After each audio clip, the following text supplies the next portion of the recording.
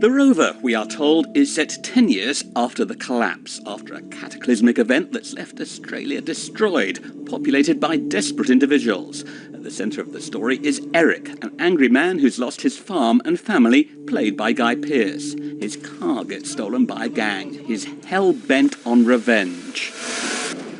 All his energy and focus is on getting that car back, which seems like a kind of ridiculous idea, but once we understand what it is he's been through and all that is left of him as a living creature, I think we get a sense of why that is important to him. Turn the car around! We're not turning around, he's gone! What do you mean he's gone? He's my brother! One of the gang members involved in stealing the car, Ray, played by Robert Pattinson, has been left for dead. His older brother, Henry, is part of the gang. Eric sees Ray as a means to help him in his quest to get to Henry. Tell me where your brother is. He's going south, a long way from here. Robert Pattinson's character has a mumbly way of talking and an accent from America South. The actor sees Ray as someone who's been bullied. He's been convinced by his family and whoever he grew up with that he's in some way slow and kind of mentally deficient, but I don't actually think he is. I think he's just been told it so many times that he's sort of regressed inside himself. It's bleak individuals in this movie populating a bleak landscape. To some extent, Robert Pattinson, best known for his role in the Twilight film franchise, has redefined himself as an actor with this picture to show that he can do character roles. He has a clear idea of how he wants to move forwards.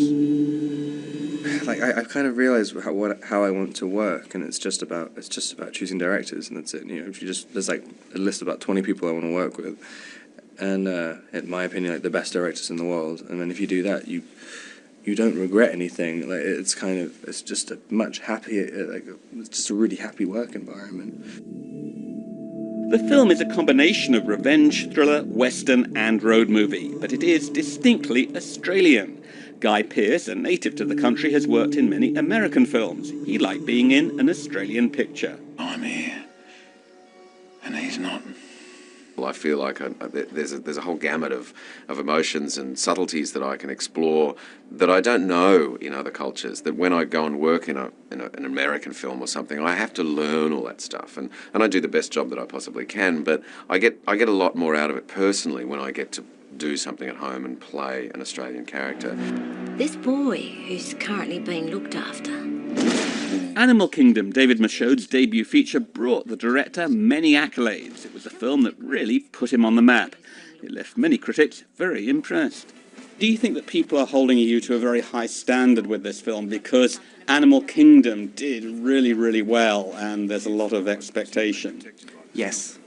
Yeah, and this time I feel like I'm being watched. And I do feel the weight of expectation, and I've also just had to come to accept that I can't control it.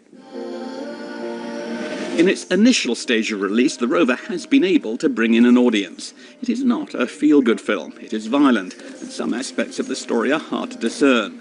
But there is much that is commendable in the picture, and it definitely has the stardom of Robert Pattinson to help it on its way.